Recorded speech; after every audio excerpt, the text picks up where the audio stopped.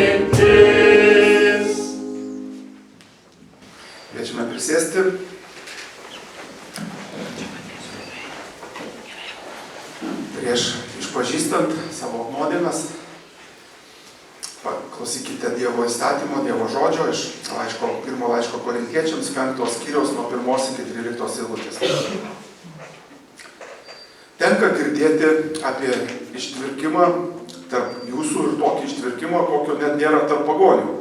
Būtent kažkas gyvena su savo tėvo žmona.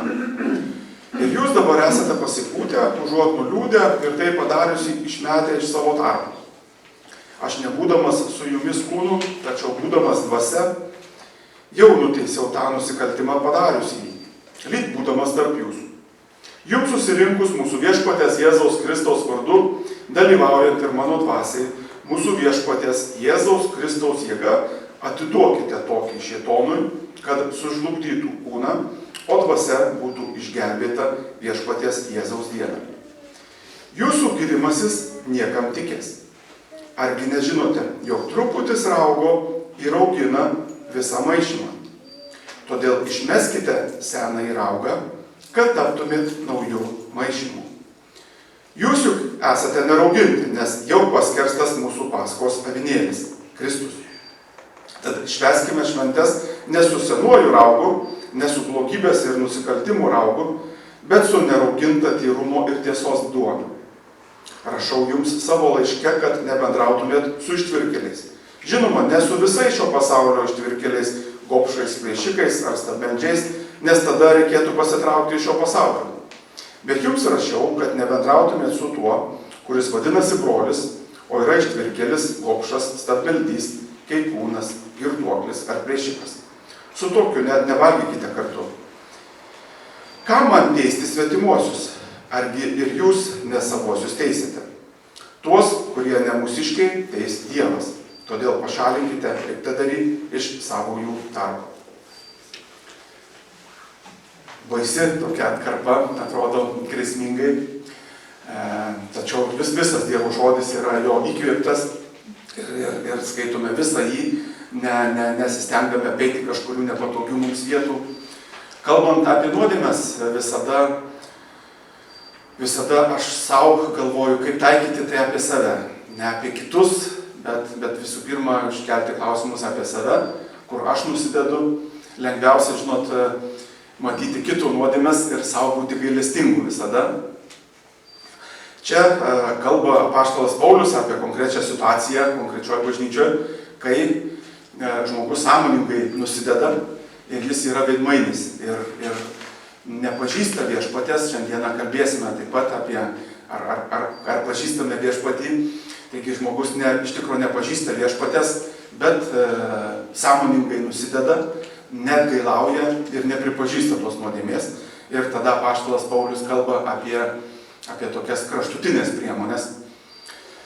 Tačiau grįžkime prie savo nuodėmių ir kviesiu atsistoti atgailos maldai.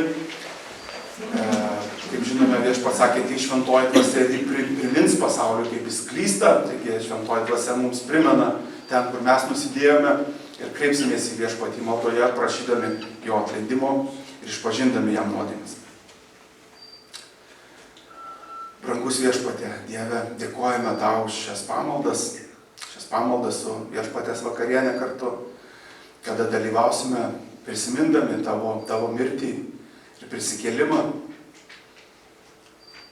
Viešpatė, padėk mums paruošti savo širdis. Viešpatė, dėkojame už tavo griežtą žodį, kurį tu mums apreiški, per kurį mus mokai per šventąją dvasią. Viešpatė, meldžiame, kad visų pirma parodytų mūsų pačių nuodėmes, apšviesdamas jas, kad mes Viešpatė jas nesislapstydami, neveidmainiaudami, bet norėtume Viešpatė jas tau atverti. Net jei bijom atverti kažkokiam artimam žmogui ar kitam savo artimui. Bet Viešpatė, tu esi tas tėvas, kuris priėmė ir tą sūnų palaidūną, ir tą sūnų, kuris tau daug metų tarnauja pavargęs. Ačiū Viešpatė tau, kad tu esi gailestingas tėvas. Viešpatė, mes išpažįstame, kad esame nusidėjėliai. Prašome, kad tu mums atleistum. Viešpatė, atleisk mums, atleisk man.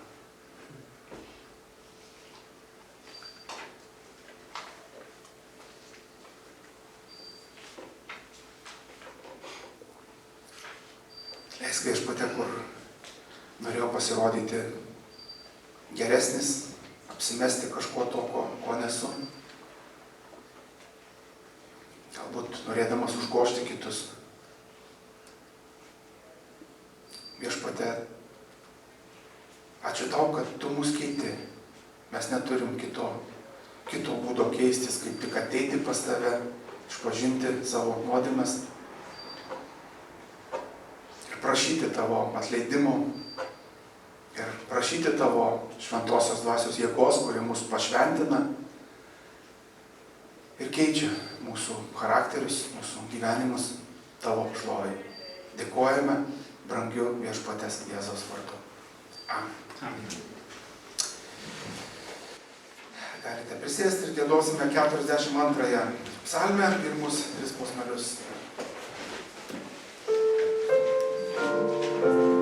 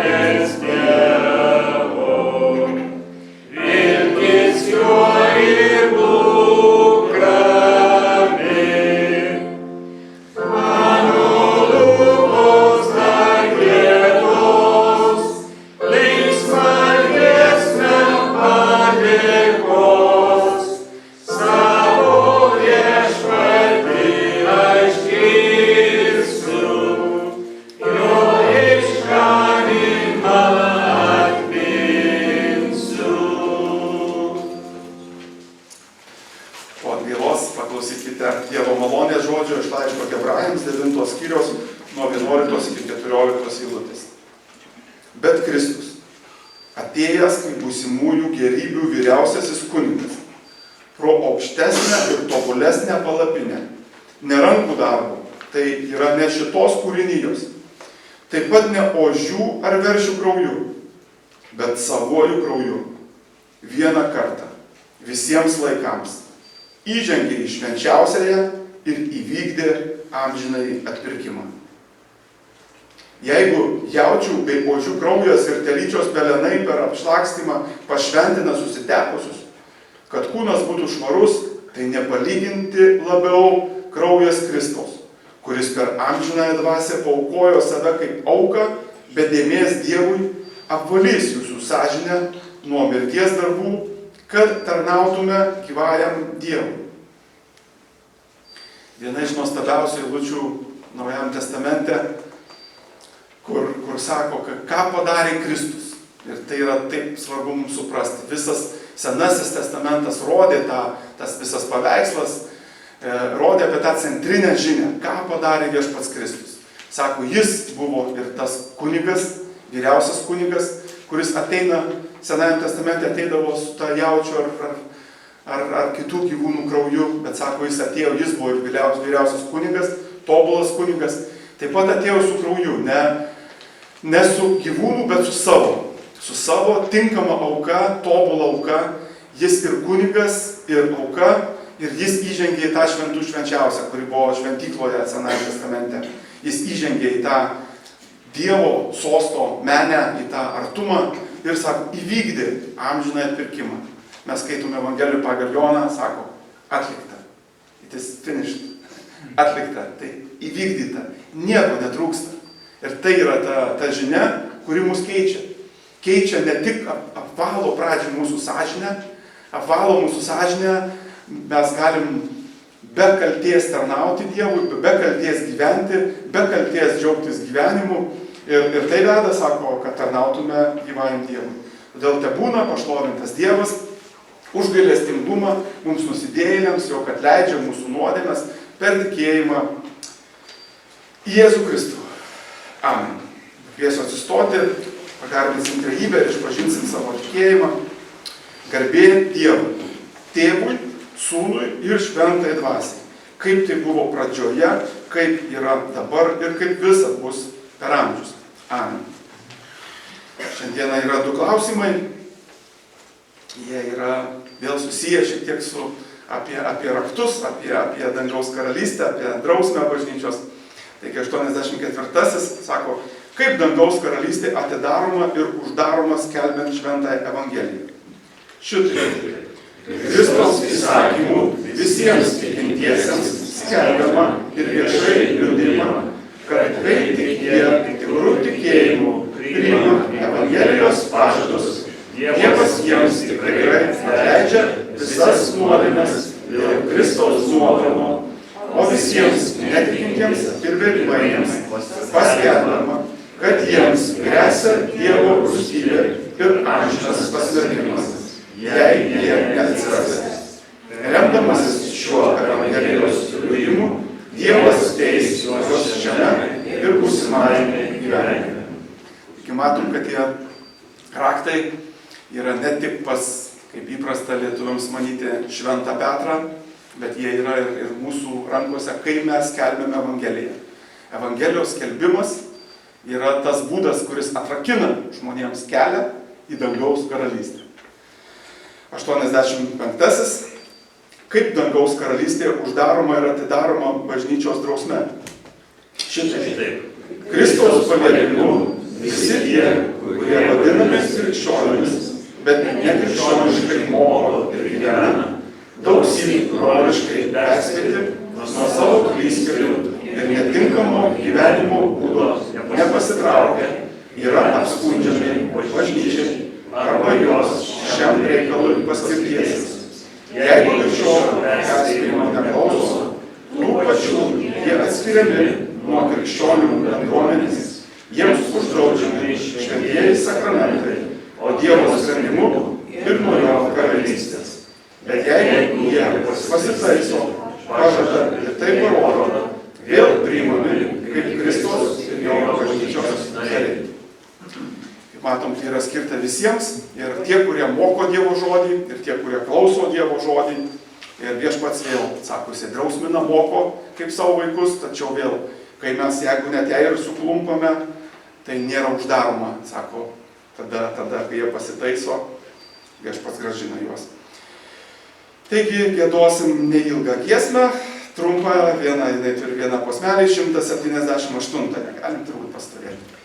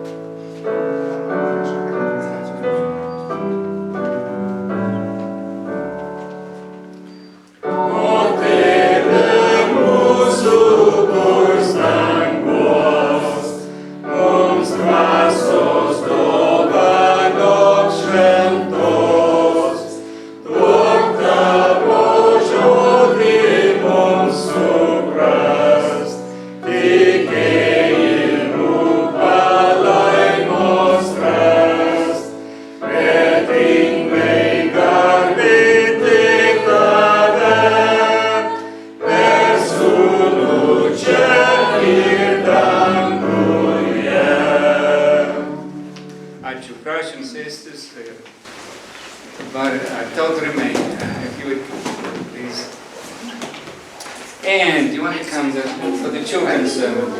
Vaikai kviečiami, vaikų pamokslui. There we are. Put this thing over. Good. Good. Here you are. I want you to look at this. What is this? Taigi, vaikai, pasižiūrėkite, kasgi čia? Very good. She's got it as a key. Okay, well, that's good. I spent a lot of time working to make that. Aš labai dirbau prie šito, paišiau, spalvinau, daug laiko praleidau. I want you to know this is my second attempt at a key, and I did so much time on it that my wife said, "Why are you doing that?" Sako, čia man šitą raktą pavyko padaryti tik iš antro karto, dirba nesigavo. Paskiau, Emilė, mano žmona sako, kodėl tu tiek daug laiko praleidai darydama šitą raktą? And the reason I did it is because this is a very special key. Ir aš todėl tiek daug laiko dariau šitą raktą, kad čia yra labai specialus raktas. Now, what do you use a key for? Kam jūs naudojat raktą, vaikai? Kam naudojamas raktas? Kur tėveliai naudoja raktą? Ką galima padaryti su raktu? Laikyti kišenį. Kišenė, va. To keep in the pocket. One like this, yeah.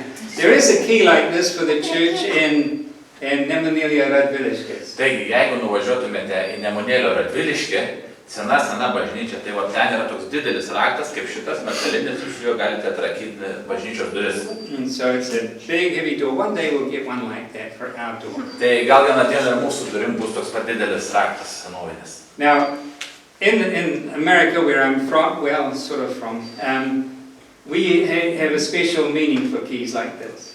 Frankas nėra tikras iš kur jis tai sako, iš Amerikos, bet sako, mes tokią raktą Amerikoje turime specialiai vienam dalykui. That is, when somebody is giving one responsibility to another person, they use it they do that with the symbol of a key. Ir toks yra simbolis, taip, kai yra paduodamas raktas, vienas žmogus yra rakto laikytojas, perduoda raktą kitam žmogui, tai yra tarsi simbolis, taip. And today is a special day in which I am giving responsibility to Kunigas Denis over here, and he is going to take a responsibility that I have had for a number of years. Taigi, šiandien ypatingai diena, nes šiandien Frankas perduos šitą raktą, gal ne šitą ir kitą, tiesiog Dainiui, kunigui Dainiui, ir perduos tas atsakomybės, kuriuos jis turėjo Dainiui. Tai šiandien ypatingai diena yra. So for the past 10 years, I've had the responsibility of looking after this congregation. Taigi, 10 metų aš jums tarnavau ir stengiuosi rūpinausi šitą bendruomenę. And hopefully for the next 10 years, you will have the responsibility of looking Frank, after this don't be so congregation. pessimist. Next 50 years. Frankas sako, tikiuosi, kad dar kitus 10 metų, bet aš sakiau, Frankui, nebūk toks pesimistas, 50 metų, kad Dainius rūpintis ir ves šią bendruomenę. So now he's going to be my boss. Taigi dabar Dainius yra Franko bosas. And I'm going to cause him as much trouble as possible. Sako, stengsiuos, kad jam nepridaryti bėdų. But now what I'd like to do is to pray for Denis and to pray for him as the one who's taking over this congregation, also supervising everything relating to this church. Taigi, norėčiau pasimels maldoje ir viešpačiui paprašyti Dainiui palaiminimo, sėkmės ir vedant šitą bendruomenę tarnystėje jums. So please stand for the prayer. Dear Father in heaven, Viešpatie Dieve danguje, I thank you for bringing Denis to this church several years ago. dėkoju Dieve, kad atvedė Dainių šitą bažnyčią prieš kažkiek tai metų. And I thank you that he has spent these past years training and preparing to be a pastor or priest in the Lithuanian Evangelical Reformed Church. Ir kad Viešpatie ruošė Dainių paskutinius keletą metų, kad jisai eitų šituo keliu, kunigystės keliu Kauno Evangelikų reformatų bažnyčiai. I thank you that the Synod has now appointed him to be the pastor of this church. Dėkoju Viešpatie, kad taip pat ir sinodo širdis ir sinodas patvirtino Dainių kaip pastorių kunigų šitos bažnyčios. And I thank you that we can work as a team together in your service. Mes visi dėkoju Viešpatie, kad galim kaip viena komanda dirbti kartu tavo šlovę ir tavo garbę. I pray for you to give Denis great wisdom Meldžiu Viešpatie, suteik Dainiui išminties, and anointing by the Holy Spirit, kuri būtų pašvęsta šventosios dvasios. so that as he serves your people and preaches your word, Kad kai jisai tarnautų Viešpatie tavo žmonėm ir skelbtų tavo žodį, he would see your blessing upon his work, būtų matomas tavo palaiminimas virš šio darbų. and he would say, the good hand of the Lord was with me. Ir kad mes visi sakytume ir matytume, kad štai Dievo ranka yra su juo. So Lord, as you were with Nehemiah when he was leading your people, Ir kaip Nehemijas, kaip jisai vedė savo žmonės, as you were with your apostles and leaders of the church, kai buvai su savo taip pat Viešpatie apaštalais ir įvairiais bažnyčios vadovais, pray for you to send your Holy Spirit now. Let him rest upon Denis. prašau Viešpatie siūs dabar savo šventąją dvasią ir kad jinai būtų virš Dainiaus. And we just thank you that we are able to ask this from you, Ir dėkoju Viešpatie su dėkinga širdim, kad galime tavęs paprašyti. knowing that before we asked, you have already sent the answer. Ir žinome Viešpatie, kad jau prieš mum prašant, tu žinai, ko mums reikia ir jau atsiuntis tai, ko mums reikia. Grant your blessing upon this congregation, Laimink Viešpatie šitą visą bendruomenę, enable it to grow and to be a blessing to the Reformed churches. kad galėtume augti, klestėti ir būti palaiminimu taip pat Lietuvos visai reformatų bažnyčiai. And we thank you for the privilege of serving you. Ir dėkojame tau už privilegiją, kad galime tau tarnauti. May your name be glorified. Tegul tavo vardas būna išaukštintas. In Jesus' name we pray. Jėzus vardu to meldžiame. Amen. Amen. Brother, congratulations. Now it's his job to preach. Thank you. Praise yesterday.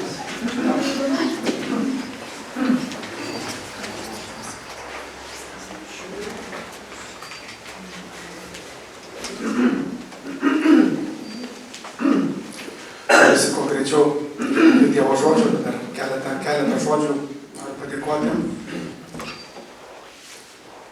Sunku tarnautis po, kaip Senajame testamente Dievo palapinės nužengdavo Dievo šlovė ir sakydavo, negali tarnauti kunigai, tai panašiai jaučiuosi. Esu dėkingas Viešpačiui visų pirma už jo apvaizdą, kaip ir girdėjome, kaip Dievo žodžio tarnas Tot Makai tarnavo ir sakė, kaip pasižiūri praeitį, matai, kaip jo vaizdą veikia praeityje ir matai, kaip jisai vedė tave ir dėl to matymo, matydamas, kaip jis vedė tave praeitį, gali pasitikėti jo, kad ves ir ateityje. Tikrai daug kartų klupau ir klumpu, bet dėkingas Viešpačiui už jo gailestingumą, kad jis pašaukė, kad jis vedė. Esu dėkingas kunigui Frankui ir Emilį, kad jie atvyko į Lietuvą. rodė pavyzdį, kaip atiduoti savo širdį, kaip tarnauti. Aš niekada negalėsiu būti toks kaip Frankas ir jeigu vienintelį prašymą galiu pasakyti, tai prašau, lyginkite mane su kunigu Franku, aš niekada nenoriu su juo lenktyniauti ir niekada nebūsiu ir tai žmogus, kuris visą gyvenimą savo pašventė, daug metų tarnavo. Dėkingas jums visiems, kurie mane priimate, vėl mane netobulą, kitokį, bet šitų jau atveju pasitikiu ir sakau, kad Dievo pašaukta ir išrinkta šiai tarnystei, šiai darbui ne pats save pasiskyriau. Kaip tik šią savaitę turėjau interviu Bernardinai LT ir jie klausė, sako, kaip tave priėmė, tu esi iš verslo pasaulio, kaip tave priėmė žmonės, sakau, puikus mūsų žmonės, žinai, ir supranta, ir priima, ir esu dėkingas jums, kad priimate mane ir toliau prašau palaikyti maldomis ir kitaip. Tai esu dėkingas Dievui už tai, bet gana apie mane, dėkim prie Dievo žodžio. Jūs taip gražiai kunigas Frankas perdavė, aš tokią baisą rašto vietą išrinkau. Viena iš baisiausių turbūt, bet Evokletos yra truputį keletas eilučių nereikalingų, bet nekreipkite dėmesio nuo 21 eilutės metų 7 skyrius, nuo 21 iki 29. Taigi, ne kiekvienas, kuris man sako viešpatie, viešpatie, įeis į dangaus karalystę, bet tik tas, kuris vykdo valią mano tėvo, kuris yra danguje. Daugelis man sakys aną dieną, viešpatie, viešpatie, argi mes nepranašavome tavo vardu, argi neišvarinėjome demonų tavo vardu, argi nedarėme daugybės stebuklų tavo vardu. Tada aš jam pareikšiu. Aš niekuomet jūsų nepažinojau, šalia nuo manęs jūs piktadariai. Taigi kiekvienas, kuris klauso šitų mano žodžių ir juos vykdo, panašus į išmintingą žmogų, pasistačiusį namą ant uolos. Prapliupo liūtys, ištvino upės, pakilo vėjai ir daužėsi į tą namą, tačiau jis nesugriuvo, nes buvo pastatytas ant uolos. Ir kiekvienas, kuris klauso šitų mano žodžių, bet jų nevykdo, panašus į kvailą žmogų, pasistačiusi namą ant smėlio. Prapliupo liūtys, ištvino upės, pakilo vėjai ir daužėsi į tą namą ir jis sugriuvo, o jo griuvimas buvo smarkus. Kai Jėzus baigė kalbėti šios žodžius, minios stebėjosi jo mokymu, nes jis mokė juos kaip turintis valdžią, o ne kaip rašto žinovai. Tai yra Dievo žodis. Amen. Štai, jūs sėdėkite, aš labai trumpai pasimelsiu. Viešpatie Dieve, meldžiuosi, prašydamas tavo pagalbos, ištikimai aiškinti tavo žodį. Iš kitos pusės paprastai ir suprantamai, kad mes galėtume būti tie vykdytojai, ne tik klausytojai, bet vykdytojai šito žodžio. Dėkoju Viešpatie tau. Amen. Taigi mes vis dar esame kalno pamoksle. Dabar jau daugiau pamokslausiu, tai tikiuosi greičiau mes pajudėsim per Evangeliją pagal Matą ir per kalno pamokslą, kadangi kalno pamokslą pradėjom 23 metais pamokslauti, tai jau turbūt daugelis kas pamiršot, kas buvo pradžioj, bet tas kalno pamokslas yra toks labai kaip širdis, kaip svarbi ta dalis, kur apibendrintai apaštalas Matas pateikia Kristaus mokymą. Ir pateikia, prisimenant, jau kartoju keletą kartų, bet pateikia mokymą prieš tai kviesdamas atgailą, sako, atgailaukite ir tikėkite Evangeliją, nes prisiartino dangaus karalystė. Taigi jisai kviečia ateiti pas jį, pranešdamas apie esminį pokytį. Nesako, kad viskas yra gerai su jumis, kaip gyvenom, taip gyvenkim, bet sako, ne, reikalingas esminis pokytis. Mes kalbėjome apie atgailą, kad tai yra visas gyvenimo pasikeitimas, visų pirma, mąstymo pasikeitimas. Prisimena tą žodį metanoeitę, kur sakėm, kad tai pakeisti mąstymą 180 laipsnių.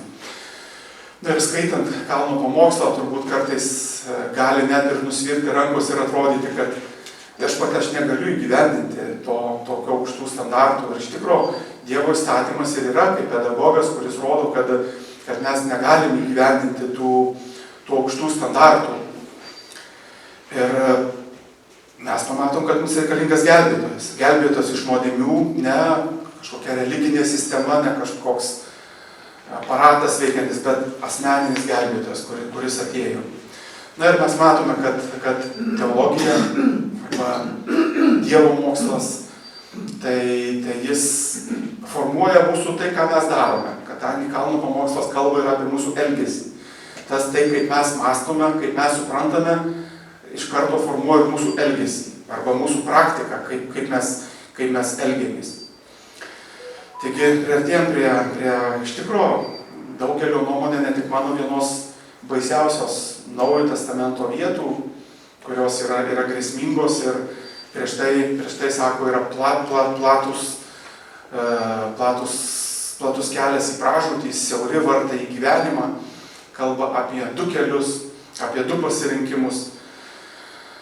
Bet mes visada turim prisiminti, kad tuos net jeigu ir sunkius žodžius mums sako, tai sako viešpats, kuris mus myli. Jis nesako, tai kieta širdim, sako, šali nuo manęs, aš jūsų nepažįstu. Tai sako asmuo, kuris labiausiai mus myli. Ir Jono Evangelijoje 15 skyriui 13-14 eilutėje skaitome, kad sako, niekas neturi didesnės meilės kaip tas, kuris savo gyvybę už draugus atiduoda. Jūs esate mano draugai, jei darote, ką jums įsakau. Mums gali būti, kaip žinote, prisimenant Galilėją, sako, kieti jo žodžiai, Jono Evangelijoje, kieti jo žodžiai, kas gali jų klausyti, kai kalbėjo apie savo kūną ir kraują. Ir mus gali tai piktinti viešpatie žodžiai, sakyti, kodėl jis taip aštriai sako. Bet prisiminkime, kad tai sako labiausiai mylintis asmuo. Tas ne tik mylintis ir nieko nedarantis, bet sako, ta mano meilė pasireiškia tuo, kad aš atidaviau savo gyvybę už jūs. Už jūs ir jūs vadinu savo draugais. Kitaip skamba tiesa ta grėsminga žinia. Na ir prieiname prie tos pagrindinės eilutės, kur sako, daugelis mano dieną sakys, viešpatie, viešpatie. Ir matom, kad šita rašto vieta, ką sakiau, grėsmingiausia, tai nėra skirta netikintiems ar ateistams ar kitų religijų išpažinėjams. Tai eina kalba apie bažnyčios žmonės arba apie tuos, kurie dalyvauja bažnyčios gyvenime, apie tuos, kurie tarnauja Dievui, galima sakyti, ir tai didelė grėsmė mums. Ir 2 kartus sako, viešpatie, viešpatie, argi mes nedarėm to, ano. Ir šventame rašte mes ten 15 kartų atrandame tą formuluotę, kur sakom, žinot, viešpatie, viešpatie. Reiškia, tai labai svarbu, kai kartojama. Tarkim, žinome, kai ir būdvardžiai sakoma 3 kartus, sakoma šventas, šventas, šventas, tai reiškia švenčiausias. Taip ir čia sako viešpatie, viešpatie. Tai yra nori kažką pabrėžti svarbaus. Viešpats sakydavo, iš tiesų sakau jums. Amen, amen, graikiško originale. Ir taip viešpats sakė, Abraomai, Abraomai, Jokūbai, Jokūbai, Juozapai, Juozapai, Mozę taip pat 2 kartus šaukė, Simoną Petrą, sakė prieš jam gundant jį ir sako, Simonai, Simonai, dar gaidžiui nepragystant. Tada Sauliau, sakė, kam tu mane persekioji. Tai nori viešpats labai pabrėžti. Ir tarsi tai toks draugiškas tų žmonių, kurie galvoja, kad pažįsta viešpatį, bet jo nepažįsta. Na ir matome, toliau skaitykime 22 eilutę, sako, daugelis man sakys aną dieną, viešpatė, viešpatė, argi mes nepranašavome tavo vardu, argi mes neišvarinėjome demonų tavo vardu, argi nedarėme daugybės stebuklų tavo vardu. Tada aš jiem pareikšiu, aš niekuomet jūsų nepažinau. Šalin nuo manęs jūs piktadariai. Graikiškai žodis yra anomijan. Anomijan yra įstatymas, tai reiškia darantys kas priešingai įstatymą arba nevykdantys įstatymų arba darantys piktą. Vienas lietuviškas naujas ekumeninis vertimas sako savo valiai. Ir aš pats perskaitęs įsigandau tą žodį, nes taip mastom kartais, kad čia nieko blogo turėti savo valią, nieko blogo turėti savo planus. Mes, dar nebaigė mokyti, kalbėsim apie maldą toliau, Tėve mūsų ir Viešpaties maldą. Ir ten sakote, būna tavo valia. Ir ta savavaliai, tai reiškia vykdantis tai, kas priešingai įstatymui, darantis, galimas ir toks vertimas savavaliai. Iš tikrųjų, gali mus šitą rašto vietą taip pakreipti, kad mes galvotume, kad tik įstatymo vykdymas, tai, ką mes padarome, nulėmė, ar mes eisim į dangų, ar mes eisim į pragarą. Todėl pagalvokime truputį apie eiliškumą. Todėl dar prieš tai sustokime laikinai šito rašto vietų, bet pažiūrėkime į laišką Romiečiam 3 skyrių 20 ir paskui 22 eilutės. Nes įstatymo darbais jo akivaizdoje nebus išteisintas nei vienas žmogus. Per įstatymą tik pažįstame nuodėmę. 22. Dievo teisumas tikėjimu į Jėzų Kristų duodamas visiems, kurie tiki. Taigi labai svarbu nesumaišyti eiliškumo. Kad žinome, kad pradžioj mes turime pažinti Viešpatį. Ir jis ragina, sako, aš jūsų nepažinau. Kažkur prasilenkim. Aišku, Viešpats žino visus kaip savo kūrinius, bet jis kalba apie artimą santykį. Dabar nesileisim, bet žinom, šventame rašte intimus santykis tarp vyro ir žmonos. Sako, Adomas pažino Ievą ir ji susilaukė Kaino Abelio. Taigi, žinom, kad tas pažinimas yra artimas santykis. Tai nėra tik žinoti vienas apie kitą, arba žinoti vardą. Kaip sako, tavo vardu 3 kartus. Tai reiškia, žinom tą Dievo vardą, bet nepažįsta jo asmeniškai. Taigi, eiliškumas yra pažinti Viešpatį. Ateiti pas jį, kreiptis pas jį. Pradžioj yra jo pažinimas. Ir tik tada jis mus padaro tais nepiktadariais arba nelaužančiais įstatymų. Jis keičia tada mūsų gyvenimą. Jokiais būdais neatvirkščiai. Prisimenat palyginimą apie sūnų Palaidūną, tas vyresnėlis brolis sako, aš jokio įstatymo tau neperžengiau. Jis nepažino to tėvo širdies, nors jis gyveno tėvo namuose. Ir kas iš tikrųjų nulėmė tą, ar tu tikrai turi tą bilietą į dangų.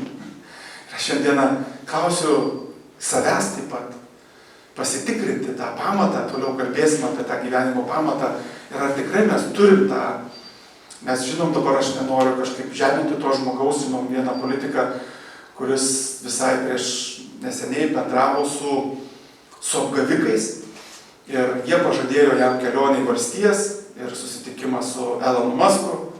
Jis jau sakė, aš jau išdidžiai oro uostą, jau turiu bilietą, jau vykstu į Ameriką. Ir sužinojo, kai nuskanavo jo QR kodą, sako, jūsų bilietas netikras, jūs neskrisite. Tai labai toks panašus skaudus atvejis, kaip ir bažnyčios žmonėms gali nutikti, kai Viešpats sakys, aš nepažinau jūsų.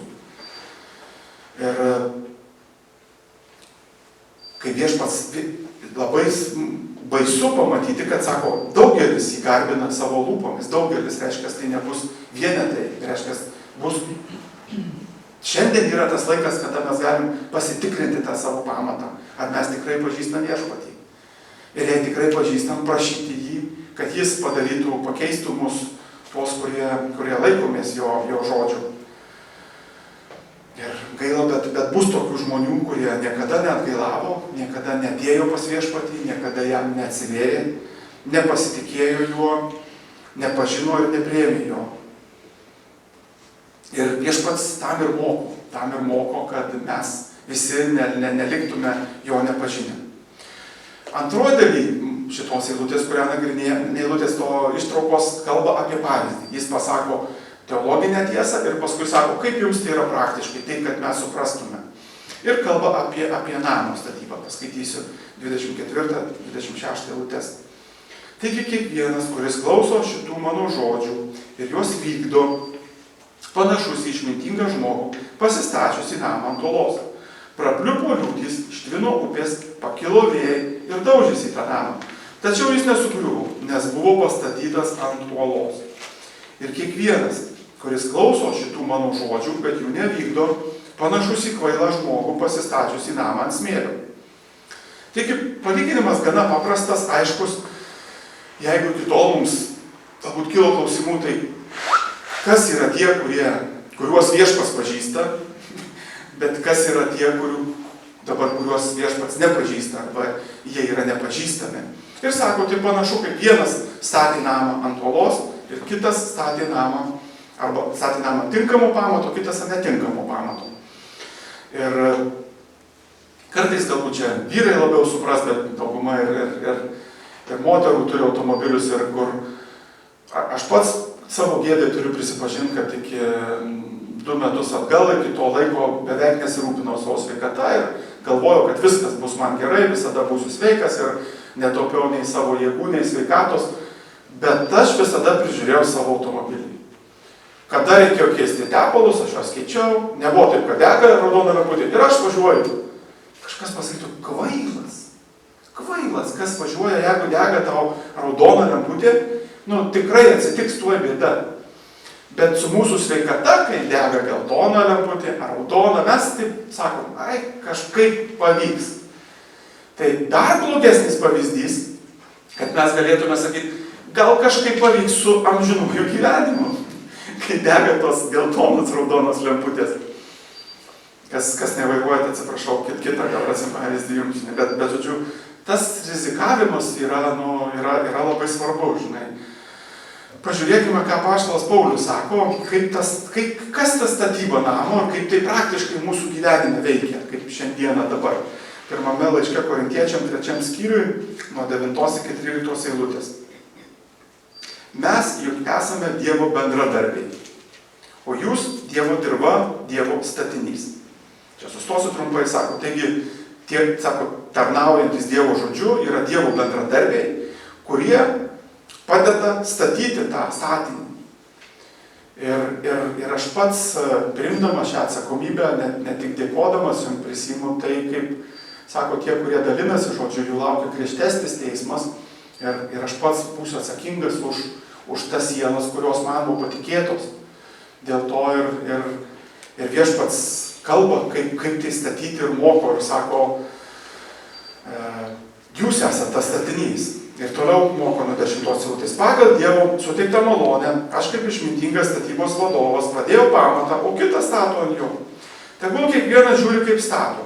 Juk niekas negali padėti kito pamato, kaip tik tą, kuris jau padėtas. Kuris yra Jėzus Kristus. Jeigu kas ant šio pamato stato iš aukso, sidabro, brangakmenių, medžio, šieno, šiaudų, kiekvieno darbas išaiškės. Todėl, kad diena jį atskleis, nes kai bus atskleista ugnimi ir ugnis ištirs, koks kieno darbas. Taigi matom, sako, kad nuo pamato priklauso, ar namas išstovės. Ir dar antra dalis, sako, žiūrėk, iš ko statai. Vieni stato iš tų brangių 3 medžiagų, kurios išlieka aukso, sidabro, brangakmenių po gaisro, ir kiti, nors mes statome namus ir iš medžio, ir iš šieno, gal šieno mažiau, bet rečiau šieno šiaudų, bet sako, ugnis patikrins ir statykit iš to, ką ugnis atlaikys. Taigi mes statinys ir žinom, ir kitoje vietoje, sako, negali dėti kito pamato laiške Efeziečiam 2 skyriui. Taigi tas, aišku, pamatas yra viešpats Jėzus Kristus. Galima būtų dar patikslinti giliau, dabar labai giliai nesileisim, bet Efeziečiam šitoje vietoje 2 skyriui ir Apreiškimo 21 skyriui matom, kad tas kertinis, kad tas, gali būti ir sinonimai, bet pamatas arba kertinis asmuo yra tikrai viešpats Jėzus Kristus, bet ant to kertinio akmens jau yra, sako, yra apaštalų ir pranašų pamatas. Paskaitysiu apaštalų darbų 2 skyrių 19 eilutę, sako, jūs esate Dievo namiškiai pastatyti ant apaštalų ir pranašų pamatų, turintys kertinių akmenių Jėzų Kristų, ant kurio darniai auga visas pastatas į šventą šventyklą viešpatyje. Taigi matome, kad tas kertinis asmuo be abejo yra viešpats Jėzus Kristus, bet ant to kertinio akmens eina toliau kiti tie pamatiniai sluoksniai, sako, pranašų, tai kalba apie Senojo testamentą, apaštalų mokymas. Ir matom, kad kad čia jau mums svarbu gilintis į šventą raštą ir ta, tarkim, ar automobilio priežiūra jie užima laiko, arba sveikatos priežiūra užima laiko, tai dar labiau sielos priežiūra užima laiko, mes negalim tam neskirti laiko. Ir matom, kad ateina tos audros, matom, kad audros ateina ir bando abu namus, bando abu, vieną namą ateina liūtys, nėra taip, kad jeigu ant gero pamato, tavo gyvenime liūčių nebus.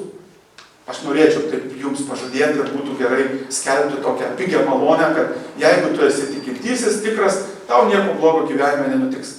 Deja, bet nežada taip Kalno pamokslas. Sako, pas abiejus ateina audros, tik tai vieną namą daužo audrais išsilaiko, nes yra ant tinkamo pamato, o kitą sugriauna. Pažiūrėkime vėl, tada dar bandykim suprast, kas yra ta priežastis, kas nulemia, kuris namas griūna ir kuris ne. Skaitysiu dar kartą dalį, sako, kuris klauso šitų mano žodžių ir juos vykdo. Panašus išmintingą žmogų pasistačiusi namą ant uolos. Antra dalis, atkreipiu dėmesį, kad antra irgi klauso, abieji klauso. Nėra taip, kad antri neklauso. Kuris klauso šitų mano žodžių, bet jų nevykdo. Panašus į kvailą žmogų, pasistačiusi namą ant smėlio. Ir tam fiziniam pasaulyje, ir vaikai turbūt pasakytų per vaikų pamokslą, sakytų, niekas namų ant smėlio nestato.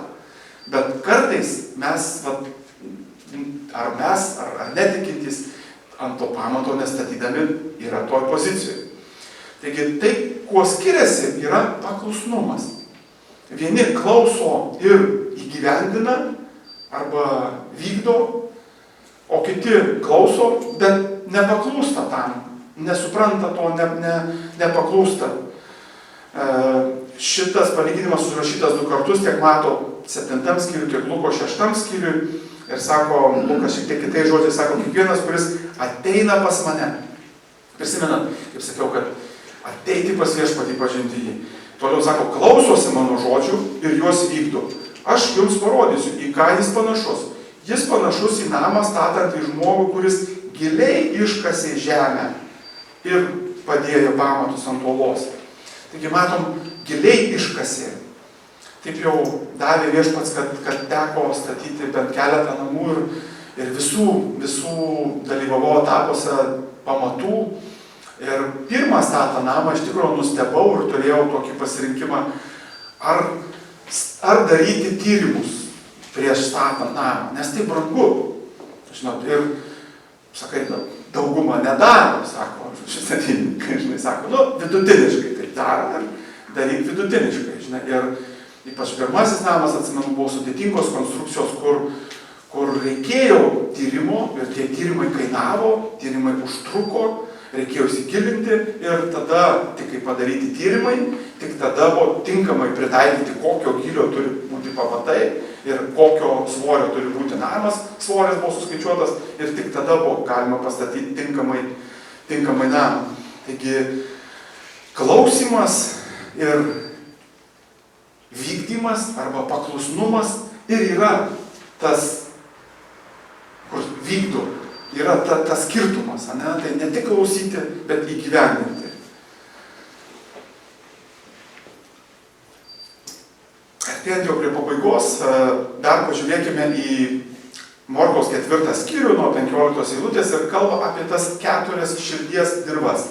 Prisimenate, čia palyginimo išaiškinimas, gerai nesileisim, bet sako, kalba apie, kaip sėjas sėja žodį, Viešpats kalbam savo žodį ir yra skirtingų žmonių širdys, kurios skirtingai reaguoja į tą patį žodį.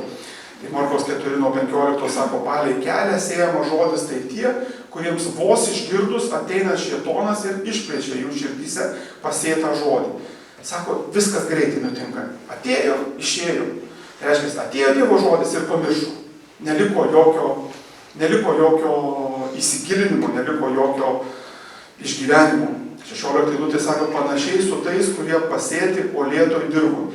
Išgirdę žodį, jie toj su džiaugsmu jį priima, bet jie neturi savyje šaknų ir išsilaiko neilgai. Ištikus kokiam sunkumui ar persekiojimui dėl žodžių, jie toj pat pasipiktina. Ir vėl sako, jeigu nebus šaknų, neįsilaikys ilgai. skirk laiko, sako, gilintis, įleisti šaknis, nes nutiks tam tikri sunkumai. Ir kai jie nutiks, tik tada tas augalas, čia sako, kalba ne apie namą, bet panašus pavyzdys apie augalą. Ir sako, augalas, jeigu neturi šaknų, jis nukrito ir neįsišaknijo, greit nuvysta. Kitas sako, įsišaknijo ir atlaikė. Ir kiti dar sako, 18 eilutė, kiti sėjami tarp erškėčių. Jie išgirsta žodį, bet pasaulio rūpesčiai, turtų apgaulė ir sukilę geismai kitiems dalykams nusmerkia žodį ir jis tampa nevaisingas. Ir ateina takos konkrečios, kas yra, tai vadina, sako, rūpesčiai, vėl tai yra sunkumai, kurie nukreipia mus nuo pasitikėjimo Dievu, apsigaunam vertybėse, kas mums svarbu, ir geismai. Vieni turi vienokias silpnybės, kiti kitokias. Ir taip pat prašau verstis ir už mane, kad nesuklupčiau, kad nei rūpesčiai, nei apgaulė, nei geismai, nei norai kitų dalykų nenustelbtų tų žodžių. Na ir 4 dirba, sako, geroje žemėje pasėta sėkla, tai tie išgirsta žodį, priima jį ir duoda vaisių. Kas 30-eriopą, kas 60-eriopą, kas 100-eriopą. Taigi matom, kad yra esminis skirtumas tarp to vykdančio ir nevykdančio, arba tarp išmintingo ir tarp kvailo. Ir aš kviečiu save ir kiekvieną iš mūsų įgyvendinti tą žodį, įgyvendinti jį savo kasdienybėj, nepamirštant viešpaties dienos, nepamirštant prisijungti, tarnauti tomis dovanomis, kuriomis mūsų viešpats apdovanojo, nepamirštant gilintis labiau, tai dar per informaciją pakartosiu, bet turėsime Biblijos studiją lietuvių kalba nuo šiol kiekvieną antradienį, taigi galimybė jungtis ten, kur tu gali, kur esi visur laukiamas. Ir paskutinės 2 eilutės sako, kai Jėzus baigė kalbėti šios žodžius, minios stebėjosi jo mokymu, nes jis mokė juos kaip turintis valdžią, o ne kaip rašto žinovai. Taigi Jėzaus mokymas ir šiuo metu turimas ir kalno pamokslas, ir visas šventas raštas Dievo įkvėptas. Ir tai nėra tik dar viena nuomonė, kurią mes galim sakyti, čia galbūt ne man, čia galbūt istorinis kažkoks paveldas, čia senoviai pasakyti žodžiai. Tai yra skirta mums, mūsų gyvenimams. Ir aš kviečiu būti tais vykdytojais, pakviesiu atsistoti maldai. Viešpatie, dėkoju tau už kiekvieną mano brangų brolį ir seserį Kristuje. Ir meldžiu Viešpatie už kiekvieną. Viešpatie, mes norime pažinti tave ir ateinam pas tave, sakydami, Viešpatie, mes norim tave pažinti ir norim, kad tu mus pažintum. Norim gyventi su tavim, norim gyventi atgailavę, pakeisti ir tapti tavo žodžio vykdytojais. Viešpatie, prašom, kad tu suteiktum jėgų mums daugiau gilintis, daugiau kasti į tą pamatą, arba daugiau gilintis į tą augalo šaknis išleisti auginimą. Viešpatie, dėkoju tau už kiekvieną brangų žmogų, kuris yra šitoje vietoje ir kurio nėra, kuris stebi galbūt šią transliaciją. Ačiū Viešpatie, kad tu mus per savo apvaizdą vedi ir globoji, rūpinėsi. Ir ačiū Viešpatie tau šią bažnyčią, šią parapiją, dėkodamas tavo brangiu vardu.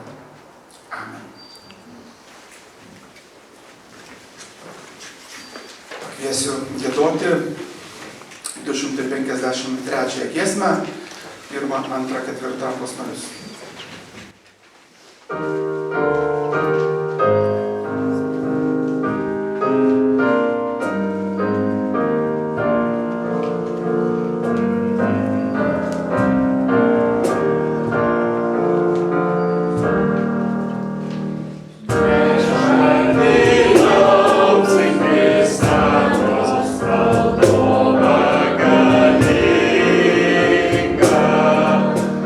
Siela malo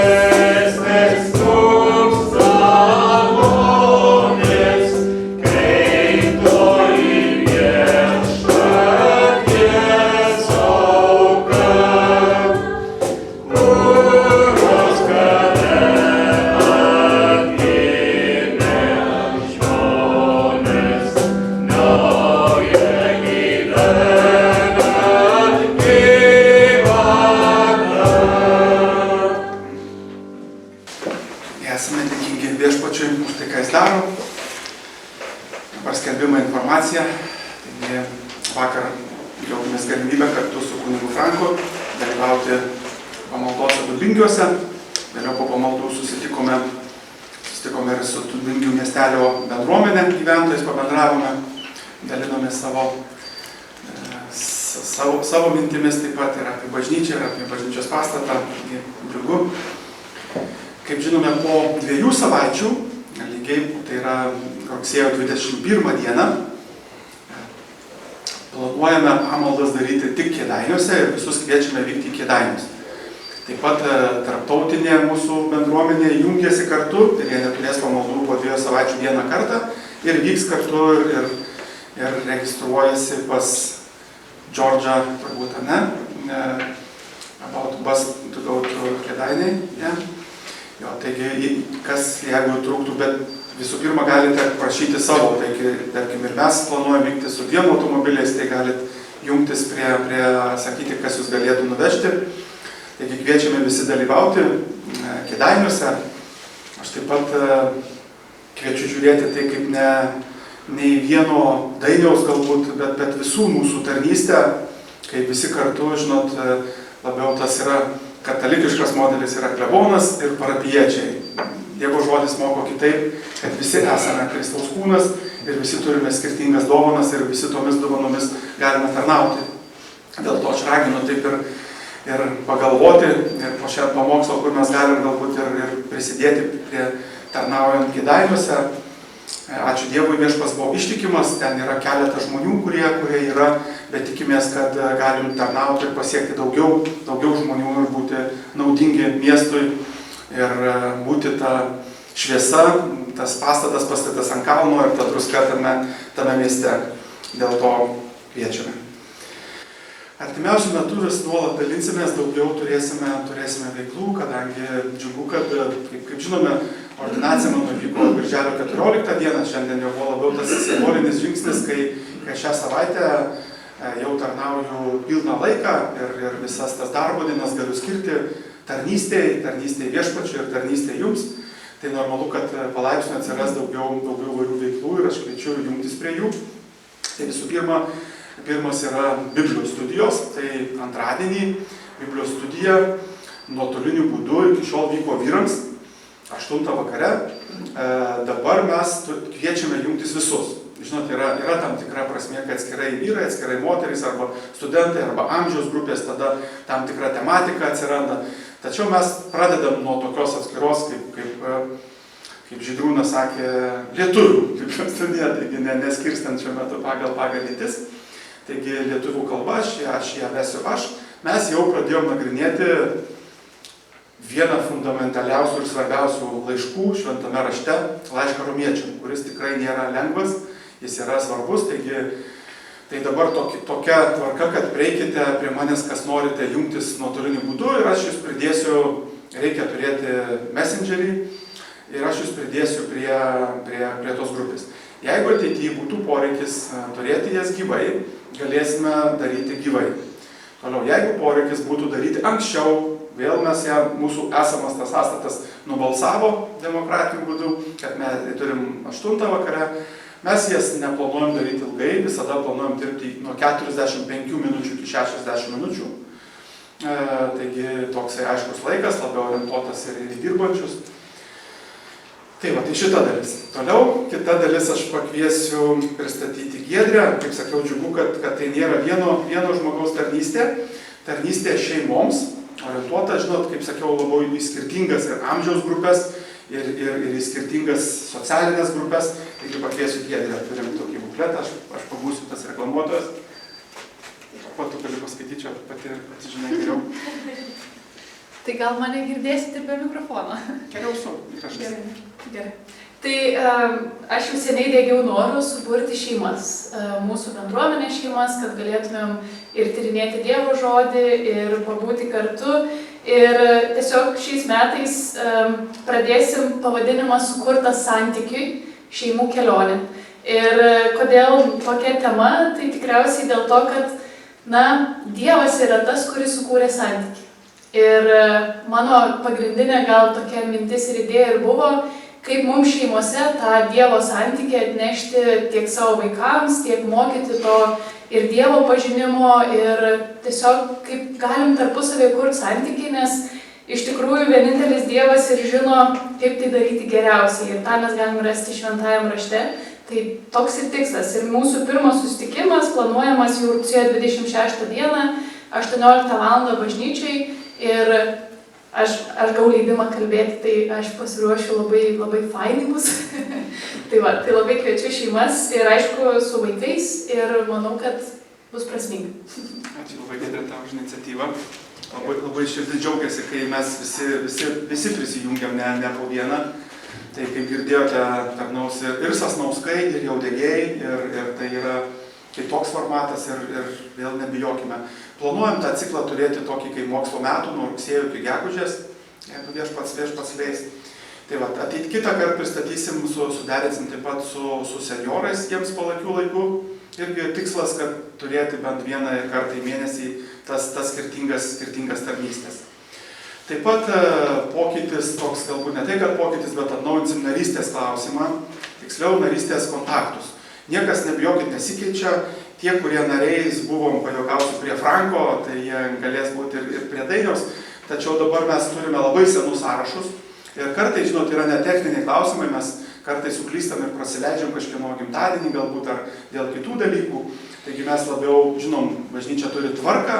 Visų pirma, žmogus turi būti tikintis, tai reiškia, jis turi būti konfirmuotas, tada dalyvauti viešpatės vakarienėje ir tada aukoti metinę auką, tokie išoriniai tie bruožai. Aišku, svarbiausias yra, kad jis turėtų tą santykį su viešpačiu, kaip šiandien girdėjome. Taigi aš nuo kito sekmadienio iki metų galo prašysiu atnaujinti jūsų kontaktus. Taigi sakau, prašau neįsigąsti, kad čia kažkas naujo ar kito, tiesiog labiau mums žinoti, kas yra tie nariai ir iš kitos pusės ir pagal bažnyčios tvarką, jeigu jau to žmogaus nėra keletą metų, tai arba galbūt jis yra save laiko, bet nėra tas aktyvus narys, arba atvirkščiai, galbūt jam reikia pagalbos ir turėčiau aš nuvykti pas jį į namus ir jam patarnauti jam namuose. Tai irgi kita tema. Taigi neįsigąskite. Neužimsiu šiandien daugiau laiko, daug yra minčių ir galbūt spalį pakviesiu narių susirinkimą, galbūt labiau pasidalinti apie kaip galim visi kartu tarnauti viešpačiui, tai vėliau bus pasidalinta. Dabar pakviesiu viešpatės maldai ir bendruomenės maldai. Viešpatie, dėkojam tau už tavo darbą, už tai, kad tu esi geras, už tai, kad tu esi ganytojas, viešpatie, tu esi tas vyriausiasis ganytojas, pas kurį mes ateinam kaip tos avys, ateiname pas tave ir ačiū viešpatie už tai, ką darai mūsų bendruomenėje, ačiū už tai, ką darai mūsų valstybėje. Ačiū viešpatie už tuos darbus, kuriuos tu pašaukei mums atlikti, ačiū už tas dovanas, kurias mums įdėjai, už tos veiklas, kurias šiandieną girdėjome. Ir viešpatie visus kitus mūsų maldožodžius sudedame į tą maldą, kurią tu mūsų pats išmokei. Tėve, kuris esi danguje, teesie šventas tavo vardas, teateinie tavo karalystė, teesie tavo valia, kaip danguje ir žemėje. Kasdienės mūsų duonos duok mums šiandien ir atleisk mums mūsų kaltes, kaip ir mes atleidžiame savo kaltininkams. Ir nevesk mūsų į pagundą, bet gelbėk mus nuo pikto, nes tavo yra karalystė ir galybė ir garbė per amžius. Amen. Kviesiu giedoti 99 psalmę ir jos metu surinkti aukas, garbinant viešpatį, taip prisidedant prie bažnyčios išlaikymo ir taip padėkojant jam už tai, kad jis yra tas, kuris duoda mums duonos kasdieninės.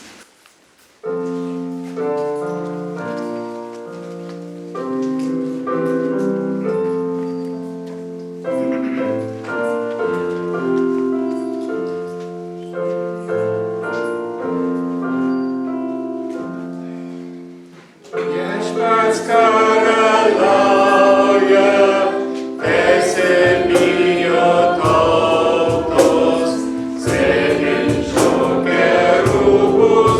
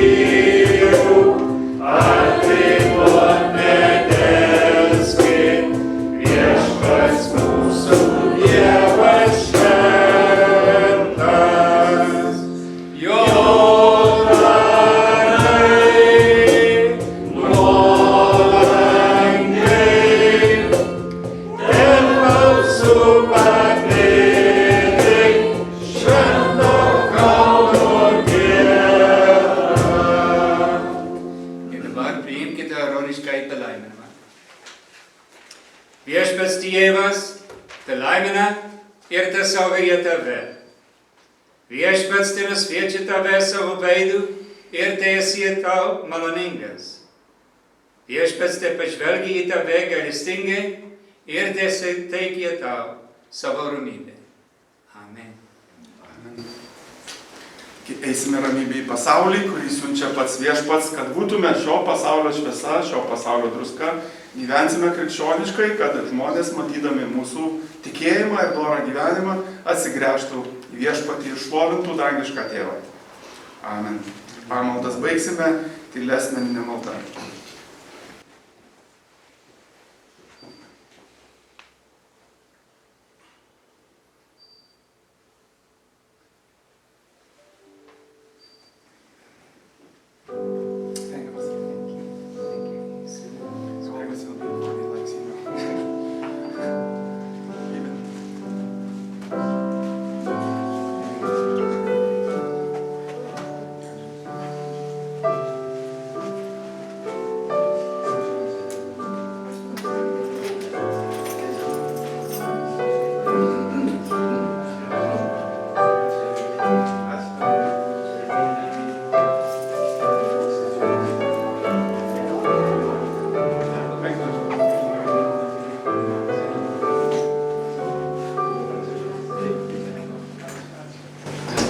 Prašau, Dainas, Daina.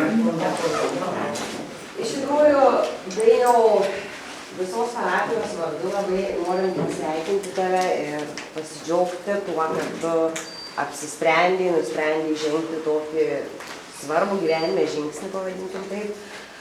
Mes kaip parapija taip pat turim nemažai lūkesčių ir kaip ir Frankas sakė, patikėk, lengva nebus. Nes pradėkim nuo to, kad labai skirtingos amžiaus grupės, labai skirtingi norai, lūkesčiai, tikėjimai. Bet kuriuo atveju tikrai padėsim tau šitam sunkiam darbe. Tikiuosi, sukursim gal dar kokių naujų gerų projektų, kurie gyvuos ne vienerius metus. Ir bent jau minimum 50 metų dirbsim kartu.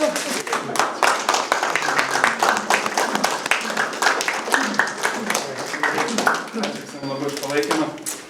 Dar neturėjau progos per ordinaciją, gavau iš parapijos brangią dovaną, $200, jas išleidau knygom. Ačiū Emilį, kuri atvežė, nežinau, kiek 10 kg gal gavosi, koks sunkiai vežė. Tai jau šiandien pamokslavau naudodamas vieną iš tų knygų, taigi, žodžiu, išnaudoti. Ačiū labai visiems.